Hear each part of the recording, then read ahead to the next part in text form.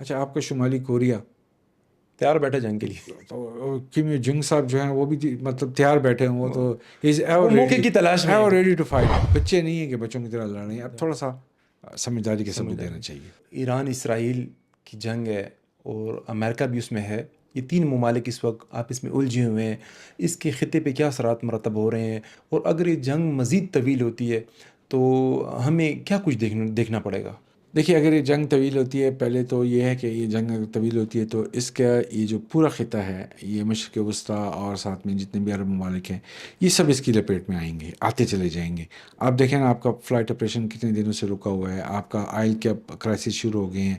India کا سارا انحصار بھی تو ایران پہ ہی ہے، ایران سے ہی تیل لیتے ہیں، وہاں پہ تو قیمتیں وہیں پہ جی کھڑی ہاں، ہیں. دیکھیں میں نے تو عرض کیا نا کہ یہاں پہ بھی نہیں ہونی چاہیے تھی. یہ نہیں تو ہونی پرانے اسٹاک ہے، پرانے اسٹاک کو آپ نے مہنگا کر دیا ہے.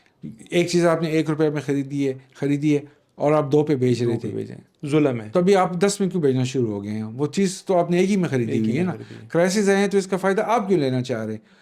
تو حکومت بھی ایک مطلب مافیا بن کے رہ گئی ہے. مافیا بن کے وہ رہ گئی. تو ہے، انڈیا کی اکانومی مضبوط ہے، بڑی اکانومی ہے، 800 850 ہزار 900 ارب کی ارب ڈالر کی اکانومی ہے. ہم تو 20 22 23 ارب پہ کھڑے ہیں. تو مشکلات تو ہیں، لیکن اگر یہ جنگ نگران کرتی ہے، بڑھتی ہے، اور یہ جنگ کو توسیع ملتی ہے، اور یہ اس طرح معاملہ چلتا ہے، اور مشکلات پیدا ہوں گی، سب کے لیے ہوں گی. میرے خیال میں اس وقت 2 3 ممالک ایسے ہیں کہ جنہیں اپنا کردار ادا کرنا چاہیے. ایک تو سعودی عرب ہے. مسلم بلاک کی طرف سے سعودی عرب کو آگے آنا چاہیے اور اسے اپنا کردار ادا کرنا چاہیے، کیونکہ اس کی ایک سے ہے ترکی، اسے آگے آنا چاہیے کیونکہ وہ G8 میں بھی ہے اور ایمرجنگ پاور ہے. ان دونوں کو اسلامک بلاک سے آگے آنا چاہیے.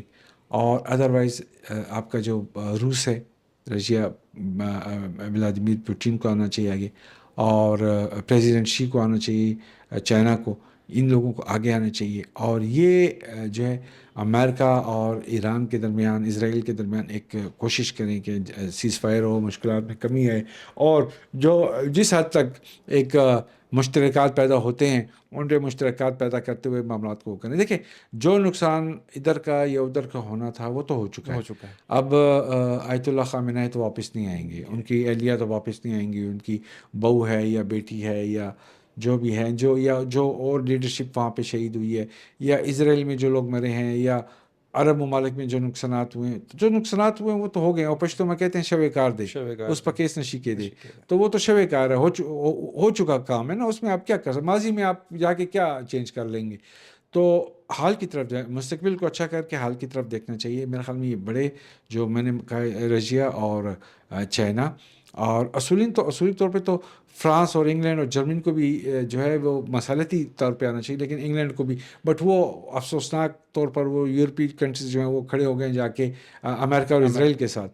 تو کم از کم چائنا کو اور رشیا کو اور ترکی اور سعودیہ کو اسے اپنا کردار ادا کرنا چاہیے. Pakistan is always there, Pakistan is always there. اور اہم کردار ہے آج بھی پاکستان کے ہمارے اندر. جو CDF ہیں، جو عاصم منیر صاحب ہیں، وہ سعودی عرب میں ہیں.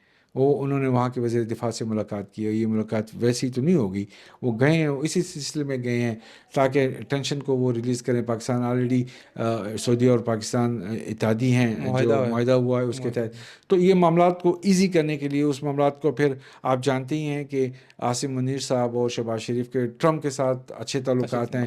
تو یہ اور MBS محمد بن سلمان کے ساتھ ان کا اچھا تعلق ہے.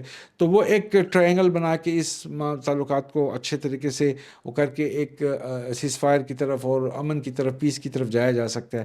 لیکن یہ بڑے ممالک بیچ میں شامل ہو جائیں تو یہ اس کا فائدہ یہ ہوگا کہ بہتری کی طرف ایک چل پڑیں گے، ایک راستہ نکلنے کی امید آ جائے گی. اب دیکھیں نا، وہ اس دن جو اسکول پہ، ایران میں اسکول پہ جو اٹیک ہوا ہے، 262 کی کتنی بچیاں اس میں وہ زندہ، شہید ہوئی، وہ شہید ہوئی. بیچاری شہید ہوئی ہیں. اب افسوس ہوتا ہے نا، بچیوں کو آپ اسکول میں پڑھنے بھیجیں اور ان کے ساتھ یہ کچھ ہو جائے.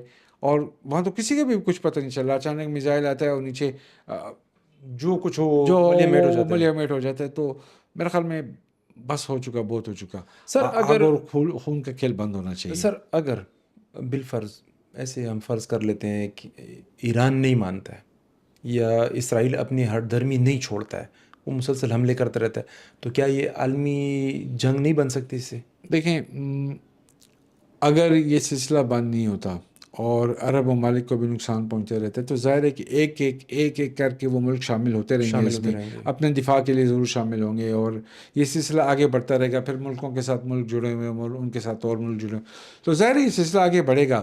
اور اگر ایران کے ساتھ اگر کہ رشیا کھڑا ہو جاتا ہے یا کوئی اور یورپ کو ہٹ کرنا، جیسے کہ پیوٹن صاحب کا ایک بیان میری نظر سے گزرا ہے کہ انہوں نے غالباً کہا ہے کہ ہم یورپ کو گیس بند کر سکتے ہیں، گیس کی سپلائی، تو اگر سپلائی بند کرتے ہیں یا ہتھیاروں کا استعمال شروع ہو جاتا ہے اور وہاں پہ یورپ کو نقصان پہنچنا شروع ہو جاتا ہے تو یہ چیز سلسلہ بڑھے گا نا، ظاہر ہے پھر چائنا انوالو ہو جائے گا بیچ میں، پاکستان دور نہیں رہ سکتا، تو انڈیا، تو یہ سارا ایک ایشو بڑھتا رہے گا۔ آپ کی بات بالکل صحیح ہے، بالکل بجائے کہ یہ تھرڈ ورلڈ وار جو ہے اس کی طرف بات چلی جائے گی، تو سلسلے کو روکنا چاہیے۔ پہلی جو 2 جنگیں ہوئی ہیں، جنگ عظیم اول اور دوم، کتنا نقصان ہوا ہے، 1 ارب کے قریب غالباً لوگ ان 2 جنگوں میں مرے، تو وہ اسی طرح معذور ہوئے ہیں۔ ہاں معذور۔ اب دیکھیں نا 1945 میں ناگاساکی اور ہیروشیما پہ بم چلے تھے، ایٹم بم، اور لٹل بوائے چلا تھا، غرق کر کے رکھ دیا تھا اس نے ہیروشیما کو۔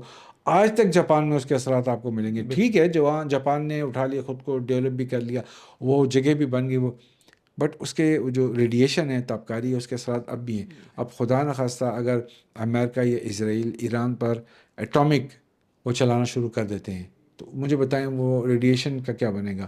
وہ تو آس پاس کے خطوں کو بھی اپنی لپیٹ میں تباہی ہو جائے گی جی، وہ تو تباہی ہوگی، تو اور پھر لازمی عالمی جنگ ہی کی صورت ہی اختیار کر جائے گا۔ ڈیفینیٹلی جی۔ ابھی تو دیکھیں نا، اب مطلب اگر پاکستان نے ایران کی حمایت کی، اگر جوہری ہتھیار اس کے خلاف استعمال ہو تو پاکستان لازمی ایران کا ساتھ دے گا۔ ہاں، اگر ایران کے پاس کہیں جوہری ہتھیار نکل آئے اور انہوں نے اس کا استعمال شروع کر دیا، اچھا آپ کا شمالی کوریا تیار بیٹھا جنگ کے لیے، تو کم جنگ صاحب جو ہیں وہ بھی مطلب تیار بیٹھے ہیں، وہ تو موقع کی تلاش میں ریڈی ٹو فائٹ۔ تو یہ ساری چیزیں آپ دیکھ لیں تو میرے خیال میں معاملات کو مصالحت کی طرف لے جانا چاہیے، پیس کی طرف لے جانا چاہیے، یہ سب کے حق میں بہتر ہے۔ بس ہو چکا، یہ بچے نہیں ہیں کہ بچوں کی طرح لڑ رہے ہیں، اب تھوڑا سا سمجھداری کے ثبوت دینا چاہیے۔